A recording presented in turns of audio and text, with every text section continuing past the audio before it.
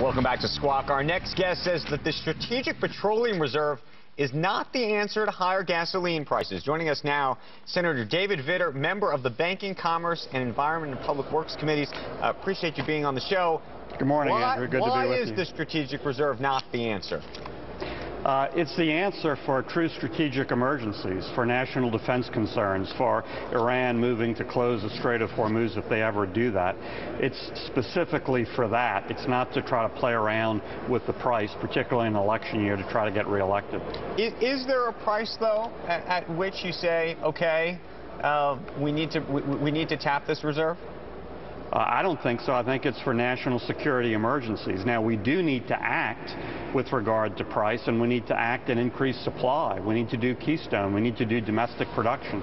We need to do a lot of things that can have an impact, including pretty darn quickly. But Strategic Petroleum Reserve isn't one of them. Okay, so in your mind, the Strategic Petroleum Reserve can only be tapped when you say national emergencies. If something were to happen in Iran and prices were to spike, is it what happens in Iran that forces the issue, or are the prices spiking that's the issue for you? Well, Andrew, I'm just referring to why it was set up. It was set up for national security emergencies, for disruption in supply.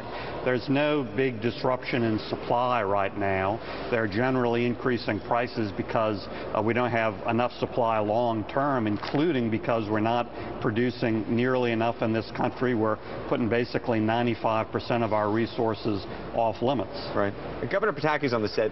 Do you have a view on this? Yeah, I agree with Senator Vitter on this. I think the whole idea of the Strategic Reserve is if there's some politically caused disruption of supply that impacts the price. If that's the case, then yes. But therefore, then price does matter at some level. The price does matter. I mean, if you have a strategic, but only if it's artificially caused by some political disruption globally, not if it's just the market. And I think the overwhelming reason oil is so high right now is supply and demand. And the senator's right, we have to do more to make more American resources available. And one point that is always missed on this is having zero interest rates, having this quantitative easing, having a very weak dollar. Oil globally is priced on the dollar. And when we have a weak dollar, the price of oil goes up, the price of other commodities like wheat and corn go up, and it has a devastating impact on working American families. And that's absolutely true. That's a great point. Ben Bernanke is appearing before our Banking Committee in a few hours, and that's one of the lines of questioning I'm going to pursue, because there are some negative impacts clearly to this zero interest rate policy. And I think that's one of the reasons that you heard Bernanke yesterday backing off a little bit on the commitment to 2014. Do you think he understands because he sees gasoline possibly hitting $5 a gallon, understands that a weak dollar is one of the major factors, supply, demand, weak dollar, and then political concerns. And I think he's saying, well, maybe this is going to have a negative impact on growth as opposed to the zero interest rates, which he's been trying to use to stimulate growth. Senator Vitter, we've had on our show in the past Jim Bullard, who is the St. Louis Fed president. In fact, he was on just last week once again. He has talked about oil prices, other commodity prices, how he believes that could be in part because of all the quantitative easing that we've seen. He doesn't say in full, he says in part because of that. What would you like to hear from Ben Bernanke on this point?